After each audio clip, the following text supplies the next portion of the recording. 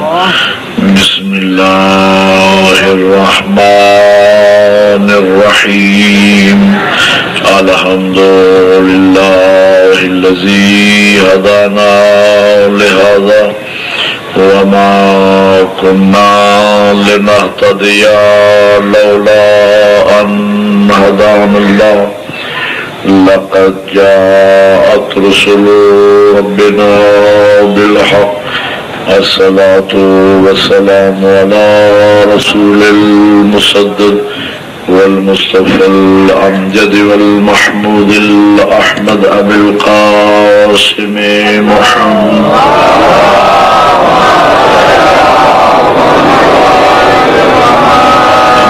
بعد فقد قال الله تبارك وتعالى في كتابه الأعلى بسم الله الرحمن الرحيم قل إن كنتم تحبون الله فاتبعوني يحببكم الله صلاة پڑھیے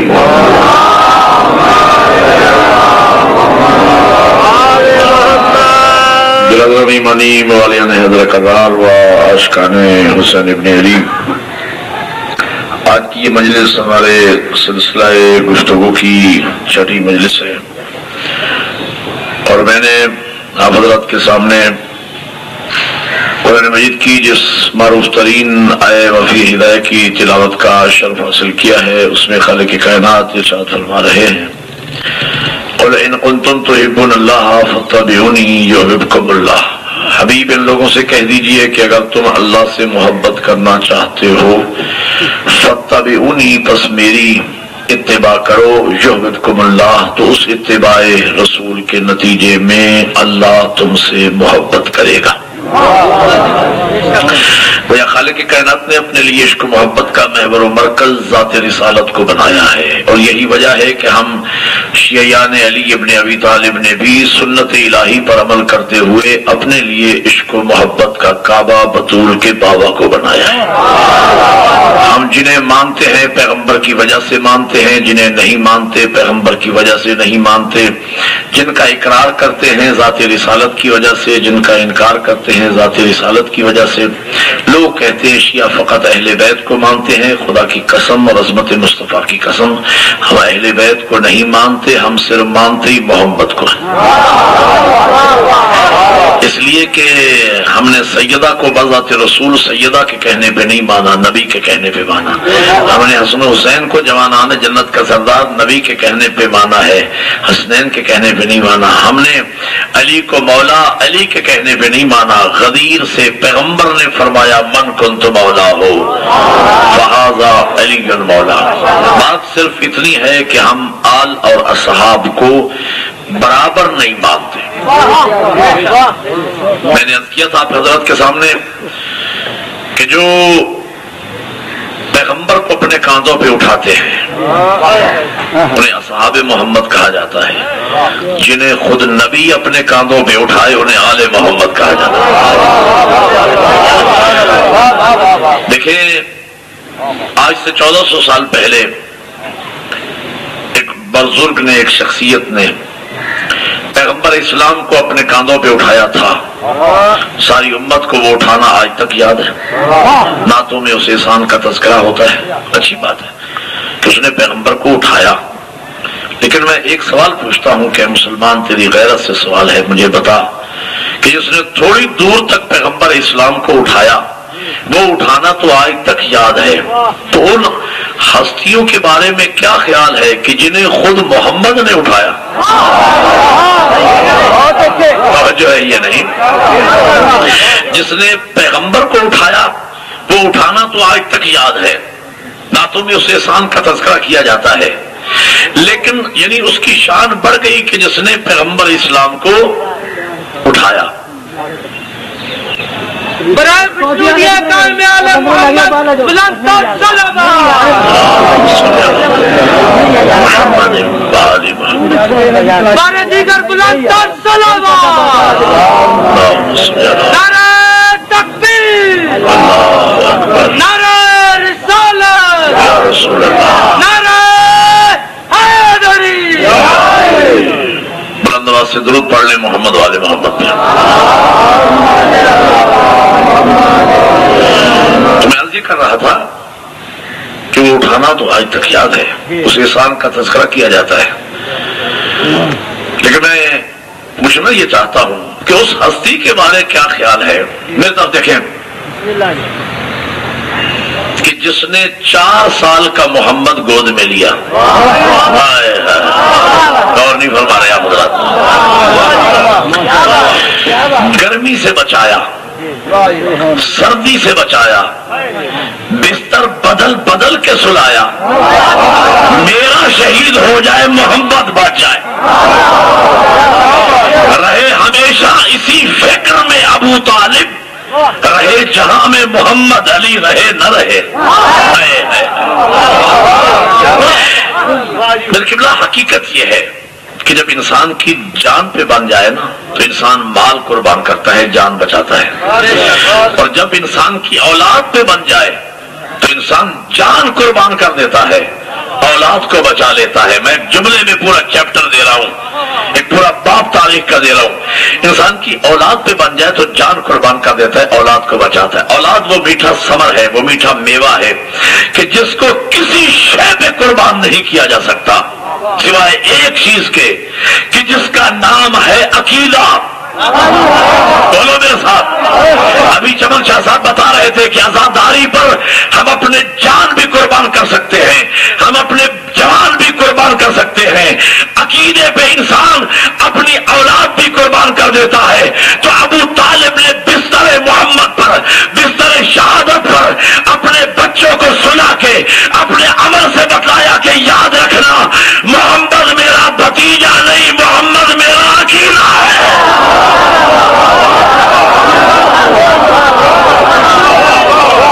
या रसूल अल्लाह, मिलके बोले हैदरी। दोनों हाथ बुलंद करके नारे हैदरी। और फरमाने कि मोहम्मद मेरा भतीजा नहीं, मोहम्मद मेरा अकीदा है। और आज तमाम मुसलमान इस बात को और देखिए एक बात और याद रखिए, हजरत इब्राहीम अलैहिस्सलाम ने जिंदगी में एक मर्तबा जनाब इस्माइल के गले पे छुरी चलाई है ना, लेकिन जनाब अबू तालिब ने कम अज कम 1000 रात मुसलसल बिस्तर मोहम्मद पे अली को सुलाया। हजरत इब्राहीम ने जिंदगी में सिर्फ एक मर्तबा छुरी चलाई बेटे के गले पे।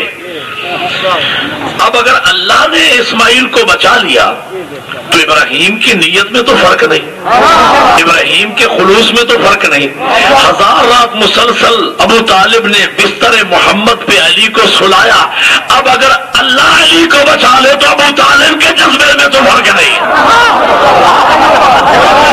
और दुनिया अगर जज्बा इसारे अबू तालिब को देखना चाहती है, अंदाजा लगाना चाहती है, तो वो जज्बा इसारे इब्राहीमी को जब आप 1000 से ज़रब देंगे तो जो हासिल ज़रब निकलेगा वो जज्बा इसारे अबू तालिब।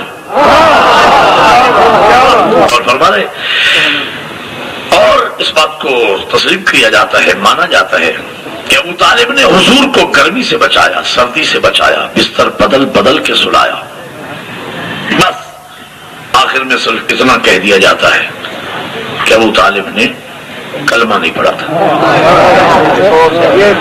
जनाब खदीजतुल कुबरा का कल मैंने जिक्र किया और मैंने अर्ज किया कि पैगंबर का जिक्र जनाब खदीजा के बगैर मुकम्मल नहीं होता, और इस बीबी का जिक्र जनाब अबू तालिब के जिक्र के बगैर मुकम्मल नहीं होता। इसलिए कि इन दोनों हस्तियों के दीन पर और बानी इस्लाम पर बड़े एहसानात हैं, इसलिए मैंने चाहा कि जिक्र करूं। देखिए बस इतना, गर्मी से बचाया, सर्दी से बचाया, बिस्तर बदल बदल के सुनाया, परवरिश की, परवान चढ़ाया, हिफाजत की, बस आखिर में कह देते कलमा नहीं पढ़ा। 2 अजीब फैसले किए मुसलमानों ने, तारीखी फैसले। ये तारीख है जो मैं आपके सामने पढ़ रहा हूँ। एक फैसला ये किया कि अबू तालिब ने कलमा नहीं पढ़ा था। एक और फैसला सुनहरी, वो ये कि अबू सुफियान ने कलमा पढ़ लिया था। नहीं, आप गौर ही नहीं कर रहे जो मैं कह रहा हूँ। अच्छा, मैं कहता हूँ मुसलमान बकौल आपके कि अबू तालिब ने कलमा नहीं पढ़ा था, और बकौल आपके ابو سفیان نے کلمہ پڑھ لیا تھا. تو میں ایک بات پوچھتا ہوں، انالیسس کرنا میرا کام ہے، نتیجہ نکالنا آپ کا کام. میں کہتا ہوں مسلمان بقول تیرے ابو طالب نے کلمہ نہ پڑھ کے اسلام کو نقصان کیا پہنچایا؟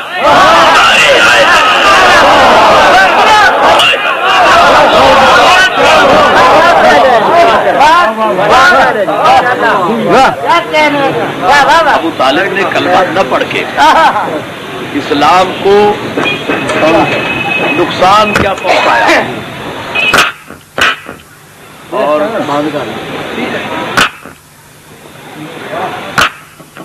ہاں جی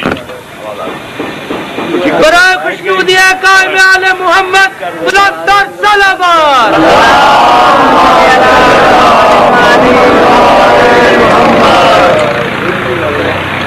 درود پڑھ لیں ایک مرتبہ.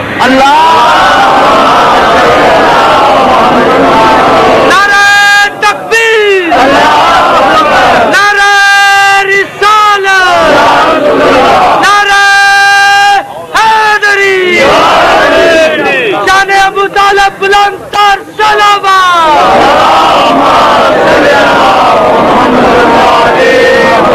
برائے خوشنودی قائم آل محمد بلند تر صلوات.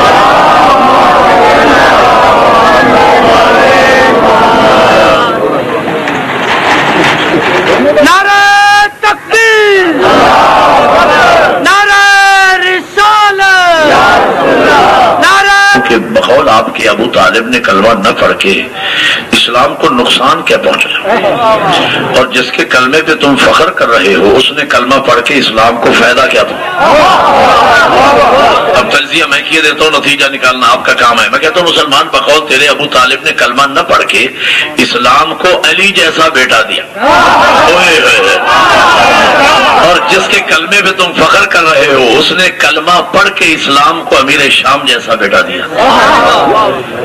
اور بقول آپ کے ابو طالب نے کلمہ نہ پڑھ کے اسلام کو حسین جیسا پوتا دیا، اور جس کے کلمے پہ فخر کرتے اس نے کلمہ پڑھ کے اسلام کو یزید جیسا پوتا دیا. اب حلقہ کی کسوٹی پہ پرکھ کے بتا کہ تجھے اسلام کہاں نظر آتا ہے اور کفر کہاں نظر آتا ہے.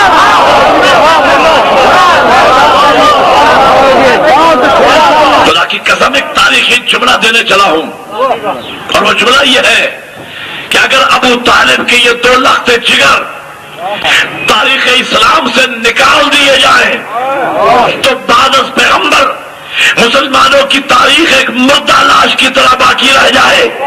یہ میں نہیں کہہ رہا، ایک مسلمان اسکالر نے کیا خوب کہا کہ اسلام کے دامن میں بس 2 ہی تو چیزیں ہیں، ایک ضرب ید اللہ، ایک سجدہ شبیر.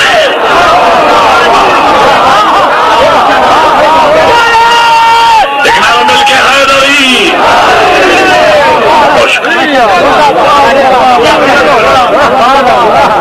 ایک ضرب ید اللہ، ایک سجدہ شبیری. سب کچھ مانتے ہیں. یہاں کلمہ پڑھا، گرمی سے بچایا، سردی سے بچایا، بستر بدل بدل کے سلایا، بس آخر بھی یہ کہہ دیتے ہیں کہ بس کلمہ نہیں پڑھا. اچھا ایک بات میں سوچتا ہوں، کبھی آپ نے غور کیا کہ یہ کیوں کہتے ہیں کہ کلمہ نہیں پڑھا تھا؟ یہ نوجوانوں کو اور عزیز بچوں کے لیے ایک جملہ استعمال کر رہا ہوں. سرکار پیغمبر اسلام کے آباء و اجداد کو مسلمانوں نے ٹیکنیکل گراؤنڈ پر کافر لکھا. ٹیکنیکل گراؤنڈ، ٹیکنیکل گراؤنڈ کیا ہوتا ہے؟ ٹیکنیکل گراؤنڈ یہ ہوتا ہے، اس کی مثال میں یوں عرض کروں تاکہ عزیز نوجوان سمجھیں کہ محمد یوسف نے اسلام قبول کیا. یہ یوسف یوحنا تھا پہلے، پھر اس نے اسلام قبول کیا اور محمد یوسف ہو گئے. اور اس کے پاس ایک فائل موجود ہے. جب بھی اس سے آپ پوچھیں گے کہ بھائی آپ کے مسلمان ہونے کی کوئی دلیل، تو وہ لا کے فائل آپ کے سامنے رکھ دے گا.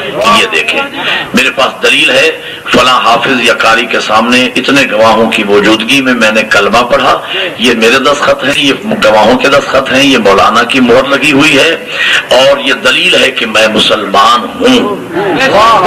لیکن اگر آپ انضمام الحق سے کہیں کہ محمد یوسف کے پاس تو مسلمان ہونے کا سرٹیفکیٹ ہے، آپ بھی لے کے آؤ، وہ کہے گا عقل کے اندر میں خاندانی مسلمان ہوں.